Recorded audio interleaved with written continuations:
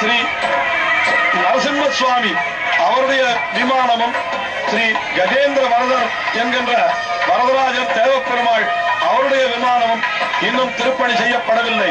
ஏனென்றால் அந்த 2 எம்பெருமான்களுக்கு தனியாக பாலாலயம் செய்து அவர்களுக்கு திருப்பணி தனியாக செய்வதுதான் தொன்று தொட்டு இந்த கோவிலிலே இருக்கக்கூடிய மரபு.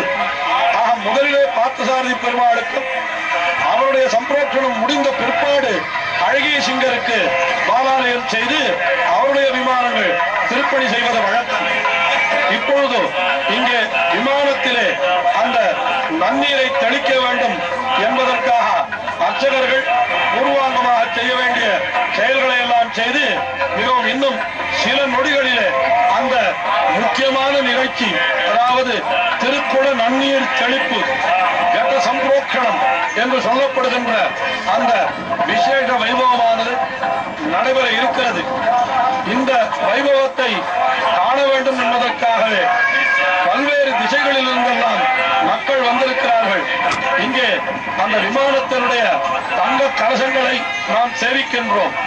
இந்த கலசங்கள் எல்லாம் ஏற்கனவே இங்கே இருந்த கலசங்கள் தான் என்றாலும் கூட அந்த கலசங்கள் அனைத்தும் அங்கிருந்து அகற்றப்பட்டு அதற்கு மேலும் தங்கத்தை ஊட்டி அந்த செறிவூட்டி அந்த விமானங்கள் பொற்கலசங்கள் எல்லாம் நன்றாக மின்னும்படியாக செய்து இங்கே சம்பிரோட்சணமானது நடைபெறுகிறது. அந்த கலசங்கள் எல்லாம் கொடிகளாலும் வஸ்திரங்களாலும் அலங்கரிக்கப்பட்டிருக்கின்றன. அங்கே மாவிலை முதலான புனித பொருள்கள் எல்லாம் அங்கே திகழ்கின்றன. இப்பொழுது அர்ச்சகர்கள் சம்பிரோட்சணத்திற்கு முன்னாலே செய்ய வேண்டிய ஜபங்களை செய்து கொண்டிருக்கின்றார்கள். இப்படிப்பட்ட இந்த உயர்ந்த நிலை, இந்த சம்பிரோட்சணம் என்பது ஒவ்வொரு திருக்கோயிலிலேயும் 12 ஆண்டுகளுக்கு ஒரு முறைதான் நடைபெறும். ஏற்கனவே இந்த திருக்கோவிலிலே 2004ஆம் வருடம் இங்கே சம்பிரோட்சணமானது நடைபெற்றது.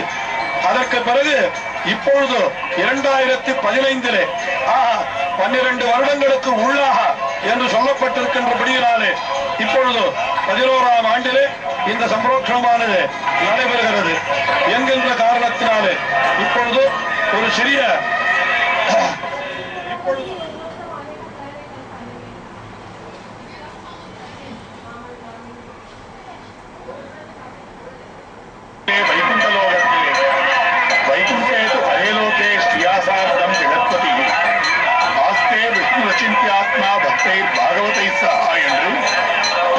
இருக்கிறானே வைகுண்டலோகத்திலே அது பரப்பம் என்று சொல்லப்படுகிறது. உண்மையில் இருப்பாய் அதே பகவான் தான் வியூக வாசுதேவ மூர்த்தியாகத்தான் வருகிறார். பார்க்கடலுள் பையத்துகின்ற பரமனாக அந்த நிலைதான் வியூகம் என்று காட்டப்பட்டிருக்கிறது. 2வது நிலை அதே பகவான் தான் ராமனாகவும் கண்ணனாகவும் அவதாரம் பண்ணியிருக்கிறான்.